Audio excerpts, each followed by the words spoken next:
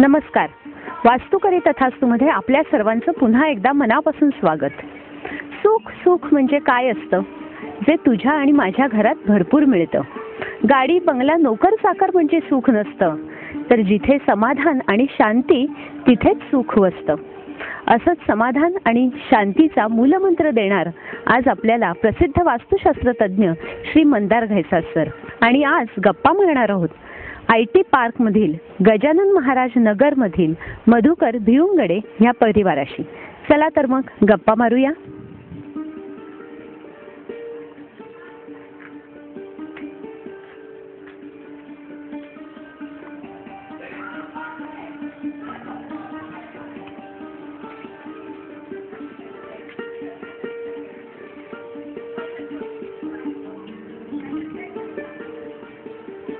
हा आहे आपला आजचा मधुकर भिवंगडे यांचा परिवार. सर, तुम्हाला या घरात आल्यानंतर इथले कलर किंवा इथलं हे सगळं पेंटिंग वगैरे बघून काय वाटलं की हे कोणत्या व्यवसाय करणाऱ्या माणसाचं घर असेल? कसं आहे वर्षा मॅडम, दरवेळी तुम्ही माझी परीक्षा घेता. घरात आलं की काय वाटतं हे बरोबर आहे.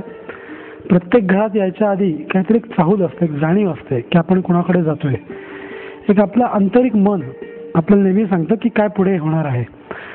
तसं आज पुन्हा कलाकाराचं घर असावं. मागच्या वेळी तसंच वाटलं, यावेळी तसंच वाटलं. कलाकाराचं घर आहे, पण घरात येताना जो दक्षिणेचं गेट आहे ते प्राधान्याने लक्षात आलं. आणि घराच्या आत येताना पूर्वेचा दरवाजा आहे, पण दक्षिण आग्नेय हा घराचा कट झालेला आहे.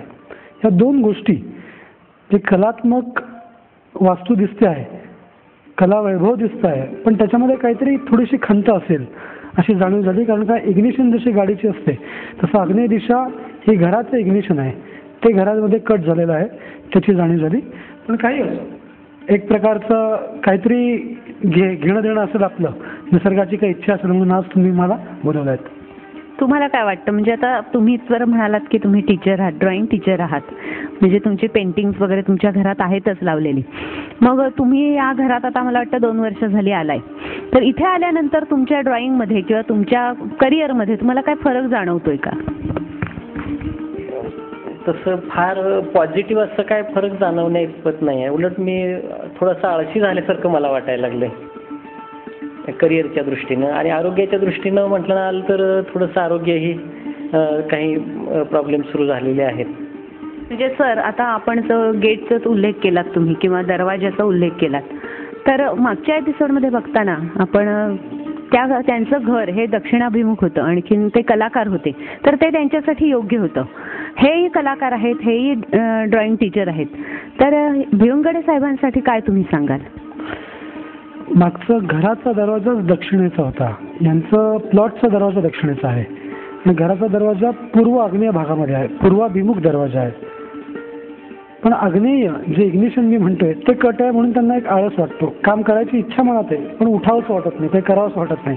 कारण का, जो अग्नी आहे, जो आपल्यामध्ये जो उष्मा देतो, तो घराचा उष्मा देणारा जो आग्नेय तत्व आहे ते विपरीत आहे. तो दोष कसं, आपण एवढे लाखो रुपये खर्च करून घर बनवतो, पण ते जर वास्तू रचनेनुसार नसेल तर त्याचा जो उपभोग घ्यायला पाहिजे, त्याचा जो आस्वाद घ्यायला पाहिजे, तो कमी पडतो. पूर्वी तुम्ही भाड्याच्या घरात होतात, पण आता नवीन घरात येऊन पण काही फार अनुकूलता झाली असं दिसत नाहीये. याची कारणं त्या ठिकाणी त्या गोष्टी जर नसतील, शल्य असेल, दोष असतील, तर त्याचे परिणाम आपल्या जीवनावरती झाल्याशिवाय राहणार नाही. पण सर, आता आपले श्रोतेही बघत असतील की त्यांच्याही घरामध्ये किंवा प्रवेशद्वारामध्ये असे वास्तुदोष निर्माण झालेले असतील, तर त्यांच्यासाठी किंवा या मधुकर भिवंगडेंसाठी तुम्ही काय टिप्स द्याल की त्यांनी काय उपाय करावा? तर तोडफोड तर करता येणं शक्य नाहीये, मग काय सांगाल? ज्या भागामध्ये स्ट्रक्चर कट झालं आहे, जिथे बांधकाम नाहीये, तो भाग मोकळा राहिला आहे, घराच्या आत आलेला नाहीये. मग तो आग्नेय भागात असू दे, दक्षिण भागात असू दे, नैऋत्य भागात असू दे, का पश्चिमेला किंवा वायव्येला किंवा उत्तरेला किंवा ईशान्येला, कुठला तरी एक कोपरा किंवा 2 भाग घराच्या बाहेर गेले, कट झाले, तर त्याचे परिणाम त्या वास्तूवरती आणि वास्तूमध्ये राहणाऱ्या व्यक्तींवरती होत असतात. हे होऊ नये म्हणून त्या ठिकाणी काही अँटिना, काही तत्व, काही ऊर्जा, काही यंत्र यांचा उपयोग करायचा.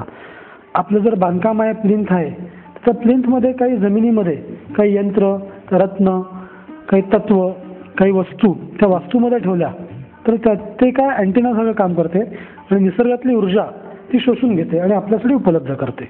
म्हणजे ह्या दिलेल्या टिप्स आपल्या श्रोत्यांना सुद्धा उपयोगी पडतील. बरं, आता आपण मला वाटतं सर तुमचं आपण घर बघूया सगळं. हं?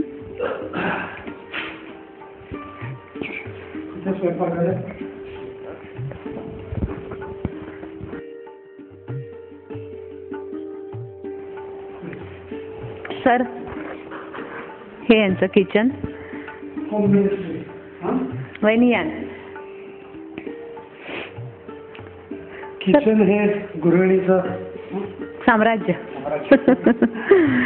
सर आता आपण बऱ्याच घरात बघतो की तुम्ही म्हणता की कट्टा पूर्वेला तोंड करून असावा. मग यांचं मला वाटतं ही दक्षिण आहे ना तुमची, दक्षिणेला तोंड करून ते स्वयंपाक करतात. तर काय आता वास्तुशास्त्र तर आता वर्षातही शिकून घेतलं त्यांनी. कसं दिशा कुठली आहे आणि त्या दिशेला काय ठेवलं आहे हे समजून घेणं खूप गरजेचं आहे. मी नेहमी म्हणतो दिशा बदलली की दशा बदलते. तसं तुम्ही दक्षिणेकडे जर अग्नी प्रज्वलित केला, दक्षिणेकडे जर तुम्ही त्याच्यामध्ये त्याला मी आहुतीच म्हणतो, जसा अग्निहोत्र आहे तसे आपले दैनंदिन अग्निहोत्र आहे. रोज तिकडे अग्नी प्रज्वलित करतो आणि आपण जेवण बनवतो. तर तो अग्नी जर दक्षिणेकडे दिला तर त्याचा ॲग्रेसिव्हनेस, त्याचा एक व्यर्थता आणि दाहकता निर्माण होते.